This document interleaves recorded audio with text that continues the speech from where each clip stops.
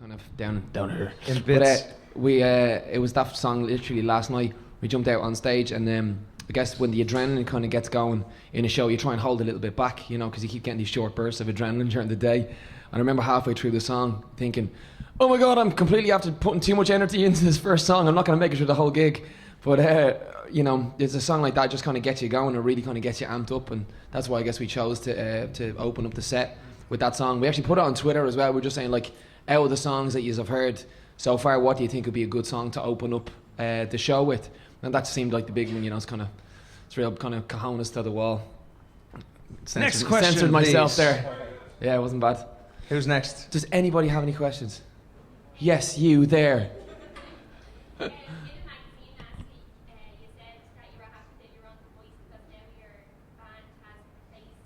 Yeah. Yeah.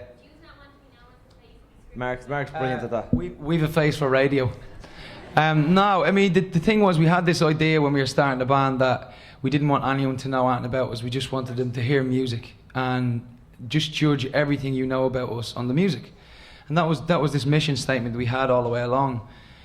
After we got signed, and once you went through that, you realise there's kind of a flip side to the coin. It's impossible to go out there and just do that. You have to sell yourself a little bit with the music. So we went, all right, cool. We're not going on the cover. And we decided not to put our faces on the cover and kind of remain faceless.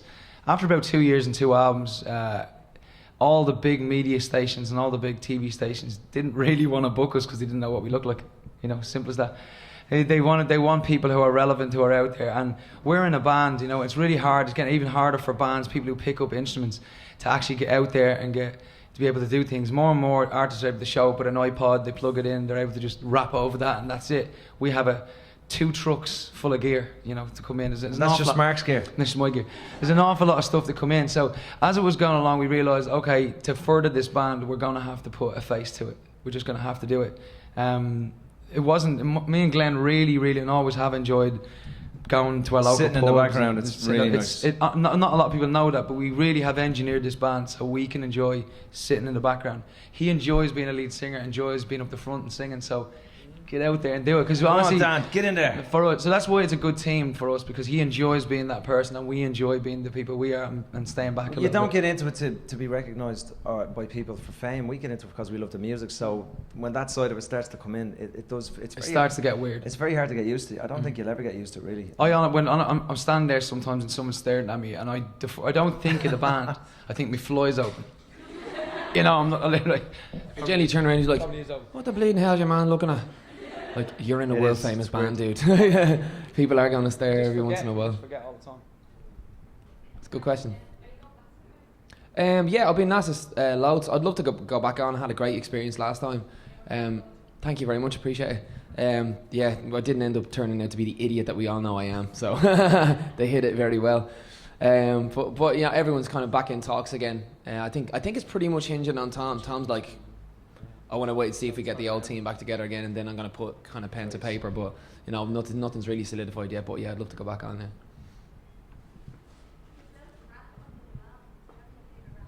Do you have any favourite rappers? Yeah, loads.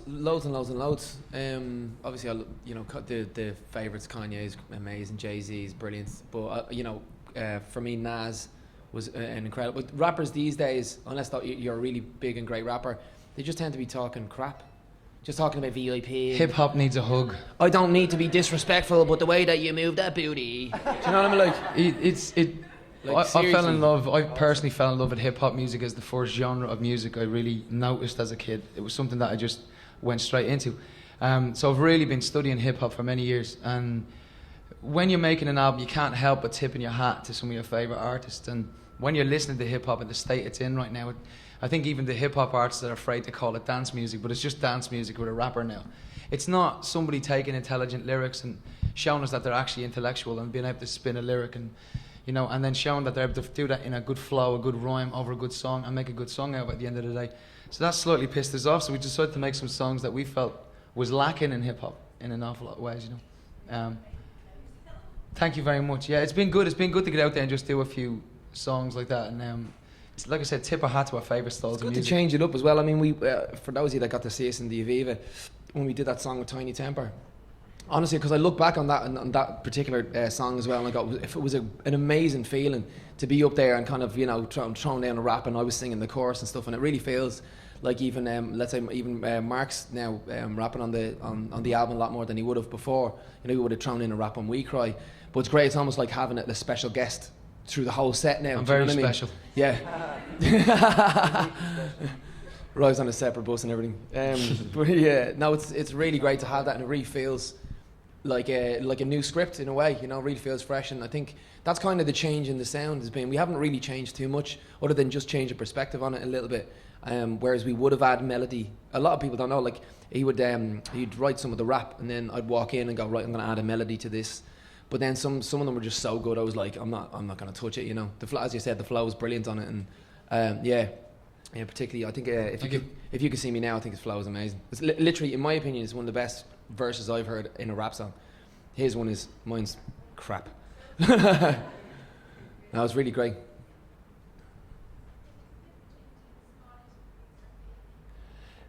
It varies for us, you know. We had such a great great career last year, great year last year, where we got to kind of cap it off with playing the Aviva, which for us, you know, from seeing Lansdowne and going there watching football matches for years since I was knee high to a grasshopper, was a big one, you know. But that's this time around, we didn't want to come back out and repeat the same stuff, and it's only been 2-3 years since we played the Sugar Club. So that's why we wanted to play somewhere like the Academy, Cork Opera House, 1,000-seaters, that everyone's like, I can't believe you're playing somewhere small. You should fill the out. We know that, but we love kind of getting back to basics, playing, you know, with all our mates in a room and kind of doing it the same way we did. And Castlebar, that's right. Yeah. You know, what's kind of funny is that when you're in the band, you don't see what's going on outside the band. We don't read the press, so we don't go along with all that stuff. We just make music. And I do. I Google myself every 5 minutes. But we don't. So does Will. He's always just Googling himself on Twitter. Sorry, I'm joking. You're all right. It's okay. You just made me forget what I was going to say, but that was awesome. Talking about I'll just make sure I interrupt your next talking flow. about Castlebar and big gigs. And I know where I was. I'm joking. What happens is that when you're not on the outside of this band and you're on the inside of this band, you don't read the press and you don't know what's going on. So all we know is that, you just keep it away from me, but all we know is that everybody expects us to go one bigger all the time, and everybody wants you to go, well, you did the Aviva, do Crow Park next door, you know, go Slane Castle. It's like, no, we want to go smaller, we want to go the other way around, because sometimes showing people the passion in music and the fact that you're willing to get out there and play to 900 people or 800 people is bigger than playing the Aviva sometimes for us, you know, because then people will go and tell people how good that small show was, you know. Well, I mean, our shows are no different. I mean, I was even looking at the lads, I was like, they were literally playing the Academy like they were playing the Aviva. Yeah. Do you know what I mean? Like, giving it socks, and that's what you get with the script. You know, it doesn't matter if you see us with, like, if just a bunch of people, we're always switched on, always there, you know. America, you see, you said, how's America going? It's going really well. That was a chick he knew called America. Yeah. And you didn't want to talk about her at all. It's actually going really well. You know, the album went number 3, debuted number 3 in Billboard, which is phenomenal for us. So we were just sitting there going, because obviously the success in Europe was one thing, but then to be accepted over in America, everyone's the holy grail, you know, for musicians. You know, we did it, I guess, on the strength of the music, but then since then we went around, we toured extensively, all up and down the length and breadth. We've literally been to every state. I'm doing a show over there next year called The Mouth. Yeah. Danny's doing The Voice UK, I'm on The Mouth. What it is where we mute the BBC show and it's me commenting on The Voice UK. It's amazing. We have a great career, as Danny was saying, over there, and what's really important for us is that there's not many Irish bands getting a real look in over there. So for Irish music in general, we found that when we were going there at first, people like U2, for example, it was great to see that not only were they in there with great music, paving the way for other Irish bands, leaving a good taste in the mouth of all the Americans, for us to walk in and they go, well, they were nice lads, let's see what these are like. The fact that they're willing to give us a chance, because most bands don't get a chance, means I'm quite thankful to you two for being the band out there to not only put out good music but to be good lads. Do you know what I mean? They're really nice lads. So it's hard because people don't spend. I mean, they hear you 10% of the time. Everyone else gets to meet us all the time. So if you're a knob end, you're a knob end. You know, and that's what celebrity is. Celebrity or fame is just this big magnifying glass that gets put upon you. If you're already a dickhead, you're just a bigger dickhead, and that's what it is. We met you at the David Letterman show. Oh, did you? Yeah. Yeah. Were we nice to you? No, you're an asshole. You walked straight by. You're a real asshole. You just Completely don't do what you just said. God.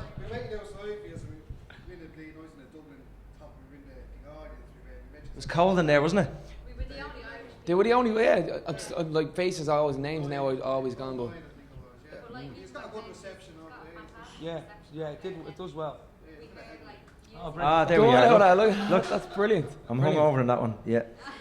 But that's what I guess. I mean, it's like you were just saying. You met us outside the Letterman show. That's just kind of it hits me every time. We would just walk through here. I had to walk out and have a little look because we filled that place. You know, Yeah. and to us it's just like 3 nights in a row we had this place rocking. The same thing.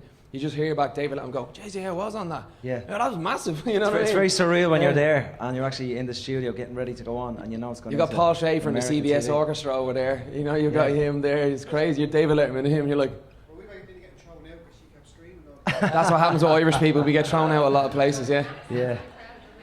Go on, go on. Get the paddies out. He thought it was his ma. Does me stalker? I'm usually related to them. Anyone else? Yeah, no, sure. Sorry, after your Go on, question, go play for it. some. The Irish tour is going to be in, I believe, where's Quinner? Real quick. Where's Behind the March. There you go. March. We'll ask him what we're doing tomorrow as well. He'll tell us that too. He's literally. We literally brings only us know around. we're doing one day at a time. He's like our daddy on tour, isn't that right, Quinner? He looks like my daddy. Have you seen him? Yeah, what we're going to do this time is we're coming back and we're going to take some, like, go to kind of arena level, this sort of size, maybe do some nights at the O2 and take it around the country and do some usual Belfast, try to get on the west of Ireland as well and take it around, yeah. But that'll be March, is it? Yeah, March. Yeah. We know the band. We'd love to play as a song. I suppose one of these tests for us as well is really good because you get good feedback. We haven't chosen what our second single is, and we as the band do choose everything that comes along with this. But, so what we decided to do, most bands, the label picks the single that is going next. We like to just leave it up and see what sort of feedback we get from fans and stuff. So as you're hearing these songs, if you hear a song that you think is going to be second single material, do let us know because we're quite interested in the feedback. I suppose we play 6 Degrees. Yeah. It's here it is. There you go. That was like. There it went. Now, I'm just going to give you a little synopsis of the song and what it's about. Everyone saw Danny on The Voice and wasn't really aware that he was also going through a massive breakup. When they were aware he was going through the massive breakup was when the press decided to take when the breakup happened and yonks later and add it together. And he forgot about all this time in the middle when he was actually on his own writing an album and not live on television. Remember, The Voice is recorded at some points too. So he'd been going through this massive breakup, and this was when you're a friend of somebody and you're trying to write a song about them. You can't let them know you're writing a song about them, you know. So when they're in the middle of a moment freaking out, you're going, that's a great lyric, hold on. Do you know what I mean? You don't want... I'm terrible cruel that way, but I kind of like when they're in trouble because I end up right, yes.